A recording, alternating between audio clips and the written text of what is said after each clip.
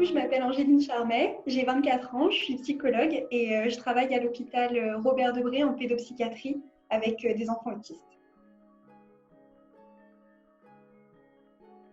Je suis sur plusieurs groupes de psychologues sur Facebook et j'ai vu passer la recherche de bénévoles. Donc j'ai rempli un petit questionnaire en ligne et voilà, ma candidature a intéressé SOS Confinement. Sur la plateforme, on est organisé en deux lignes. En fait, il y a ce qu'on appelle la première ligne, c'est les personnes qui décrochent directement au téléphone en appelant téléphone. Et notre rôle, c'est de les rediriger donc soit vers la deuxième ligne, qui est composée de médecins, de psychologues et de bénévoles qui sont là pour écouter les personnes qui ont besoin de parler, soit de les rediriger ailleurs ou de répondre directement à leurs questions s'ils ont une question très simple. Et du coup, moi, je suis en première ligne. Donc c'est moi qui décroche au téléphone et qui estime vers quoi on doit réorienter l'appel.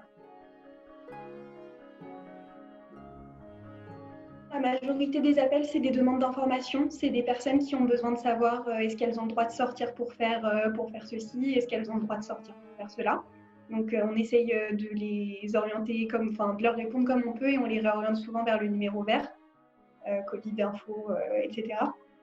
Et des personnes qui sont pas très bien, qui ont besoin de discuter, qui sont angoissées par le confinement. Alors nous, on a nos formateurs qui nous ont dit une phrase qui les a marqués et qui m'a pas mal marqué aussi, c'est qu'un sourire, ça s'entend au téléphone. Et moi, c'est ce que je garde vraiment à l'esprit quand je décroche, que les gens qui nous téléphonent, c'est un moment où ils se sentent pas bien, qui est difficile pour eux. Et je pense que ce qui est important quand on est bénévole, c'est de soi-même le moment où on est d'écoute, de se sentir souriant, d'avoir envie de répondre, c'est d'avoir la motivation et l'envie d'apporter un peu de réconfort aux gens et donc de soi-même, de pouvoir être souriant, motivé, dynamique.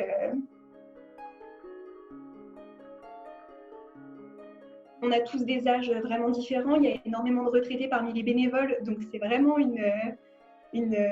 plein de personnes qui sont très différentes les unes des autres. Et pourtant, quand on se retrouve, moi j'ai du plaisir à faire nos petites réunions de synthèse et à pouvoir discuter avec eux. C'est des gens qui ont énormément d'humour. Le soir, on est en conversation WhatsApp en même temps qu'on répond au téléphone quand on a des questions, quand on a un appel qui est un petit peu plus difficile, où on peut échanger.